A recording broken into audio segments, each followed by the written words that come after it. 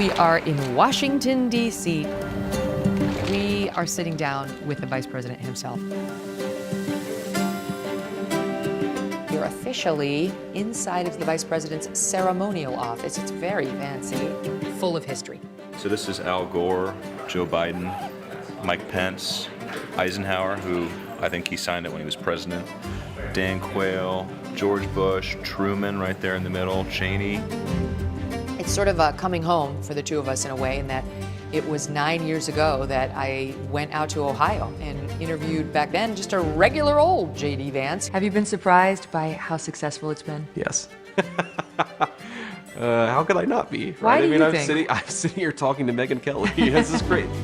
He and Usha were newly married. They were expecting their first baby, living in a small little apartment. Hey! What's up? How are you? Mr. Vice President. Good to see you. And look at him now.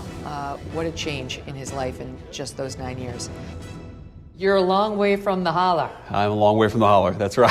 How's it feeling? How are you enjoying it? It feels good. I mean, look, it's the coolest job in Washington because I always joke with the president that I get to be involved in everything, but he's the one who actually has to make the decisions. And so I get like all of the benefit, but not nearly the same level of pressure as the president. So we're really enjoying it. The kids are doing well. Family's doing well. It happened so quickly for you. Yes, it did. You know, it felt like overnight, and your life has changed so dramatically.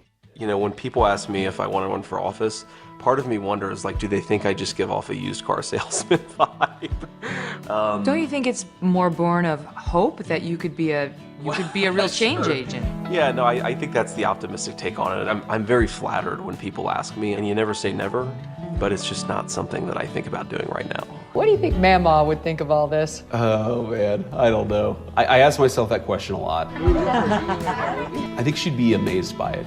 And, you know, she was fundamentally just such a patriotic person. I think she'd be in this room right now looking up at the molding and the beautiful imagery and just saying what a blessing it is to be here.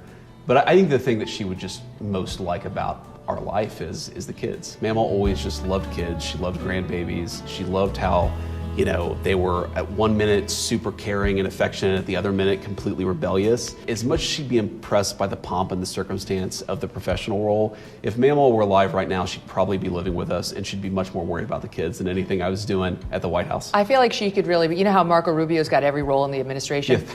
I feel like she could have done him. She could have taken any one of those off of his hands. Right. We would have been in very good hands. Oh, that's right. No, I mean, that's another thing that will make the new baby much easier is Marco has agreed to be nanny to our fourth kid. So, you know, what's another job? He can do it. Me and the kids built an igloo, actually. She's so cute. Yeah, thank you. Does she know about the baby brother coming? She does. She's very excited. She is, okay. She forgives you for it being another boy? Yeah, and she likes babies. How are you going to prepare for this fourth baby? I mean, at this point, we're getting so many kids that they just kind of take care of themselves. So I guess we'll train the others to change diapers and do a bottle. I mean, I don't know. It's going to be chaotic. The thing is, Usha and I had this conversation. There are certainly sacrifices that come along with this life, but there are also a lot of good things. Like we live in this beautiful, very protected mansion that the American people have gifted us. So thank you. You're a taxpayer. Thank you for that. You know, we also, most of our meals are prepared for us. So we don't have to worry as much about cooking. We did when baby number 3 came along. So there are a lot of things that in some ways make having a baby easier. You don't have to worry about TSA lines when you're the vice president. Air Force 2 makes transportation pretty easy. Yeah. So there are all these weird little ways where I actually think it'll be a little bit easier.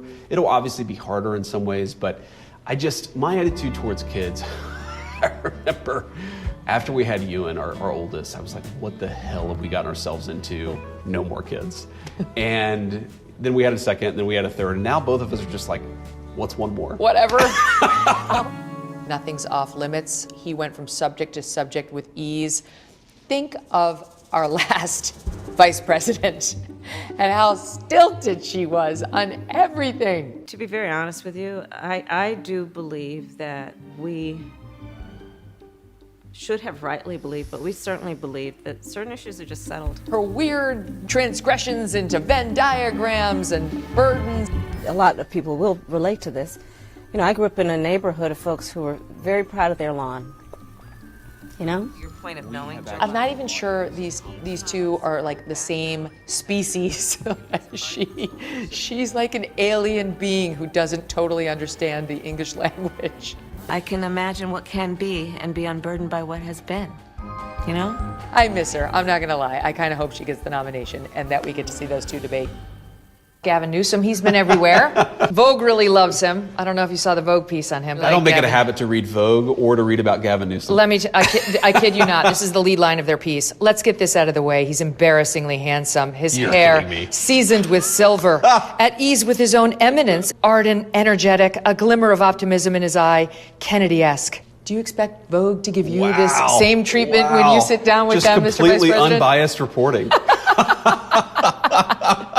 This is what you're up against. Yeah, but I mean, how many people read Vogue? Nobody. It was just a segue into 2028. My favorite topic. There could be a square off with the Kennedy-esque Gavin Newsom and possibly yourself. Well, we'll see. Look, I'll give you the answer I've given to other people, Megyn, which is... I don't want the answer you're giving to other people. Yeah, but it's the truth. And all I can tell you is the truth is, look, I think that if we take care of business, the politics in 2028 will figure itself out. And if we don't take care of business, there's no amount of salesmanship that is going to change that.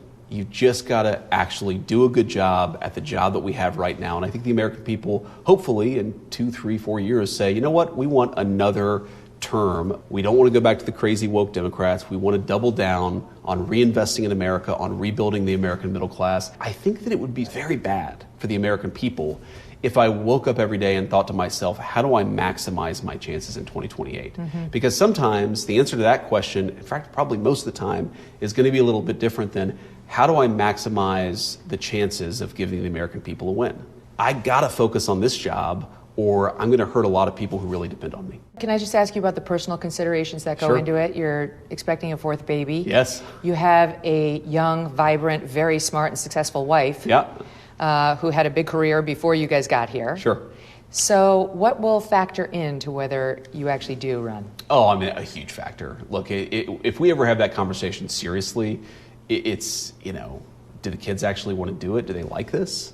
Right? I mean, so far they're very happy. They've actually thrived in it. And I think our 8-year-old struggles more with it than our 2 younger kids because, you know, they're both, you've met them, but the 2 younger kids are extroverts. Right, Usha says the 2 younger kids are like me and the other kid is like her. So he doesn't like the attention, he doesn't like the cameras, he doesn't like that people are always offering to do special things for him. Even when the special thing is nice, he just kind of wants to blend in a little bit. So I think the question is going to be, can the family support it happily? Can we keep our family healthy? And if the answer is yes, then obviously that's a notch in favor of doing it. If the answer is no, I'd say that's pretty dispositive towards not doing it. But again, we'll have that conversation in a few years when we've actually done a good job here and can have that conversation with, I think, a little bit more of, first of all, it's there staring you in the face. It's not 3 years in the future, it's now. But also just where we have a little bit more sense of what is good for the kids. I mean, my first obligation, as much as I love the American people, it's to my wife and my kids. Yeah. And we got to keep them happy. And so far, so good. Thanks again. Lots of love. Thank you guys. Bye.